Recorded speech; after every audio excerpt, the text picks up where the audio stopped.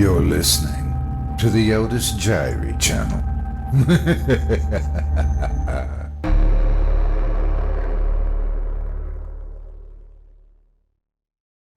The Inexplicable Fascination of My Cat by James Colton, narrated by Otis Jiry.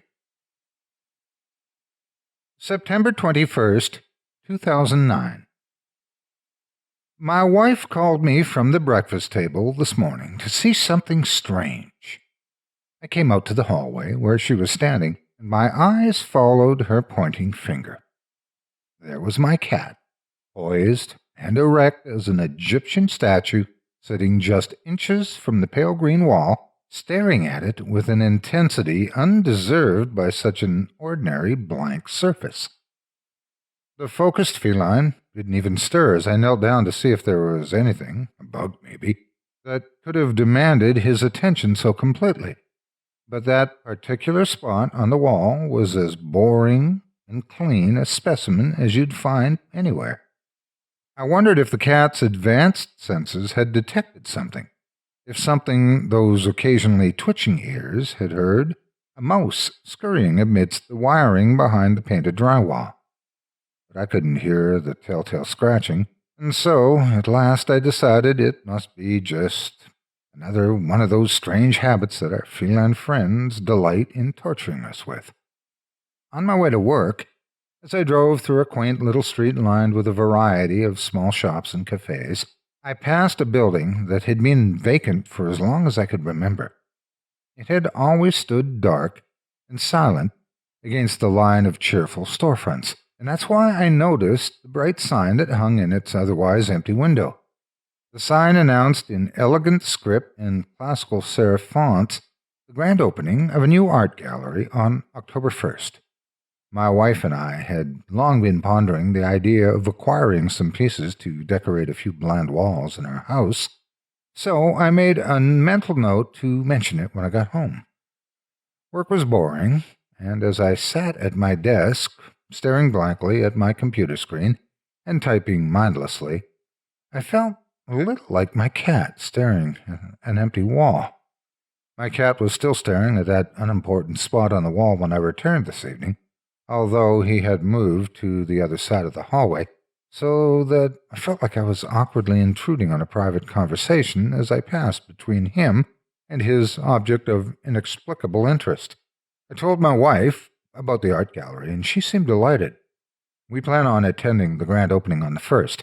I think our cat's favorite wall will make an excellent display for whatever we come home with.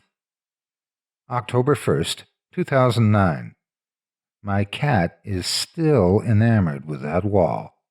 But now there's something to hold my interest as well. After another boring day of work, I returned home to pick up my wife, and together we went to the new art gallery.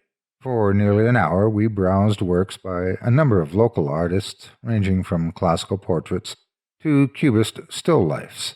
In the end, we settled on an abstract landscape of colorful shapes so distorted and mixed together that we really had no idea what it was supposed to depict. In vague title, Shadows of the Heavens, it did little to help us understand its meaning. But we liked it, so now it hangs in our hallway, and our cat's curious fascination, which has become a little unnerving, seems a little bit more justified. I say the cat's unusual habit is unnerving, but that's only true part of the time. During the day, it's just annoying, and I feel occasional urges to pick him up from his vigilant post and force him to just settle in my lap and relax. In fact, I've tried it several times, but even as he sits there purring under my caresses, he continues to stare straight in the direction of that wall, as though he can see through all the other barriers to whatever interested him. After he sets free, he returns to his strange sentinel duty, taking breaks only to eat and make use of his litter box. After the sun sets, however, his unblinking gaze makes me wary. When the house is full of shadows of the night, I find myself avoiding that hallway whenever I can help it.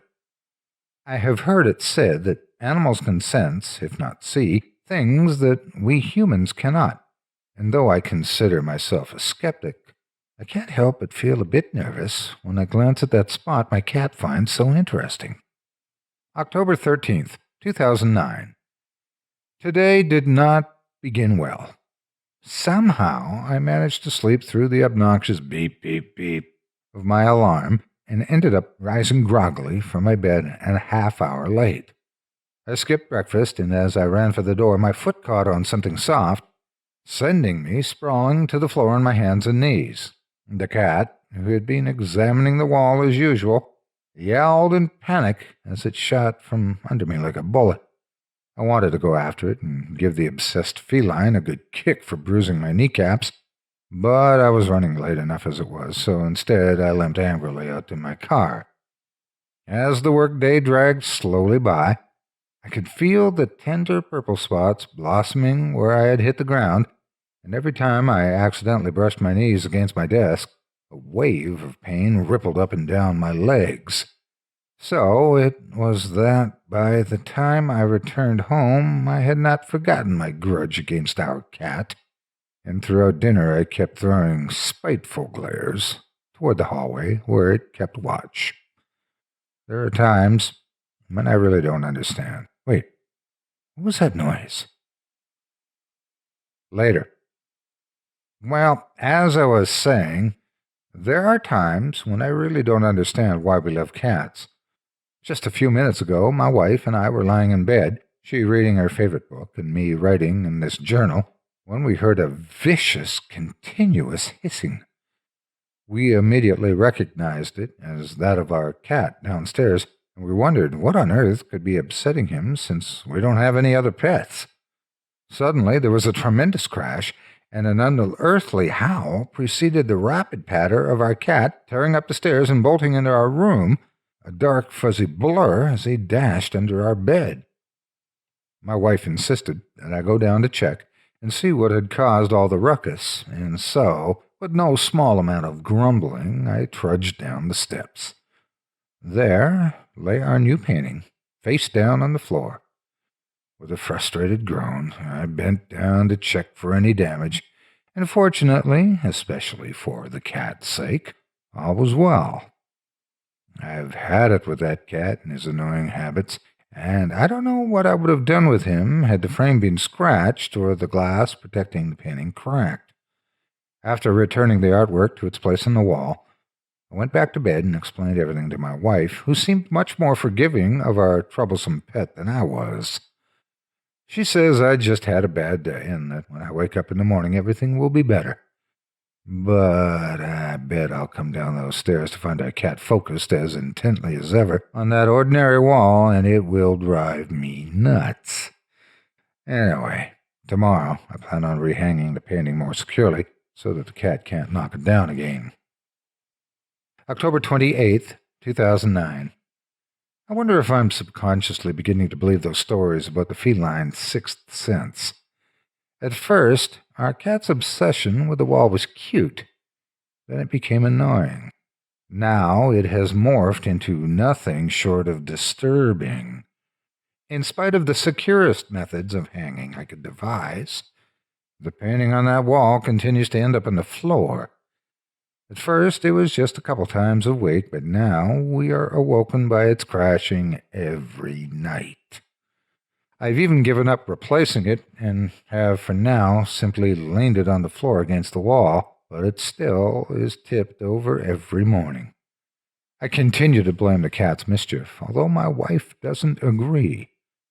She doesn't see how I can believe our pet managed to climb halfway up the wall without the aid of any furniture and lift the relatively heavy work of art off its hooks. I think I know she's right, but I refuse to admit it. I'm afraid of what that might mean. The cat doesn't just stare at the wall anymore. He stalks it. He tries to frighten it. As he approaches, his pace slows. He cautiously places one paw perfectly in front of the other without making a sound, as though tiptoeing in order to sneak by. Then he arches his back, and his hair bristles like a porcupine. His eyes widen, green orbs glowing in the dark hallway, and his black slit pupils dilate into wild spheres. As we watch him transform, his throat rumbles with a low, gravelly whine, and at any moment we expect him to spring at the pale green drywall and unleash the fury of his razor-sharp claws.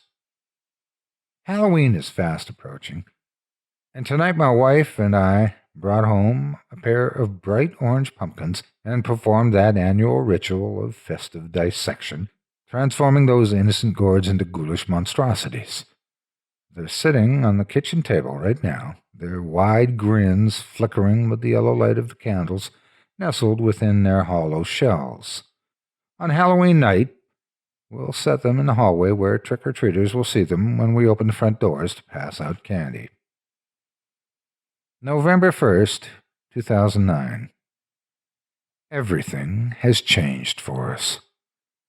The only bright side now is that we still have each other. Let me explain. Halloween night, as trick-or-treating was coming to a close, my wife and I left our bowl of candy on the front porch with a note inviting any straggling candy seekers to help themselves while we went for a moonlight walk through the neighborhood to admire the graveyards, ghosts, and jack-o'-lanterns that adorned each and every house.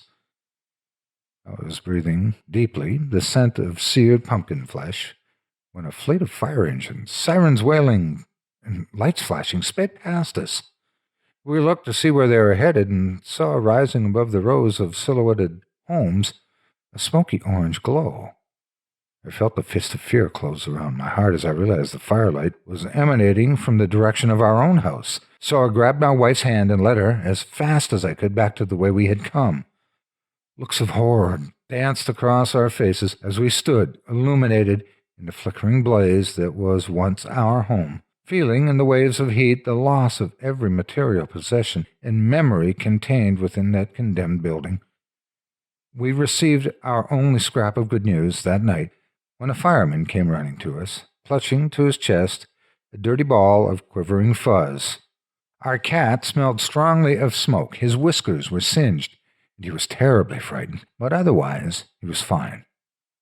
I'm pretty sure he was responsible for the inferno that was devouring our home. I could see it playing out in my head as he rubbed it too hard against the lit jack-o'-lanterns perched precariously on the table in the hall, sending one tumbling to the floor where it shattered, releasing its tiny flame to grow as it feasted on our house. But now I didn't care who was to blame. I was only glad our entire family was safe. The next morning, after a sleepless night in a cheap hotel, I returned to the desolation that was once our nest. There it stood, a blackened framework of splinters, a ghost of what it once had been, enough of it remaining that I could still trace the floor plan and wander from room to room, remembering what used to be. I chuckled cheerlessly to myself as I paused where my cat had once sat and stared at the wall, remembering how much it had annoyed me at the time, and then a stirring of the ashes at my feet caused me to look down. My toe nudged the spindly remains of the frame that had held Shadows of the Heavens. The painting itself was completely consumed, and the protective glass was warped and cracked by the heat. But then I saw something else behind the glass, framed in the remains of our painting. There, in the narrow space once occupied by that most intriguing wall, staring up at me with hollow sockets and an emotionless grin, was a charred and broken skeleton.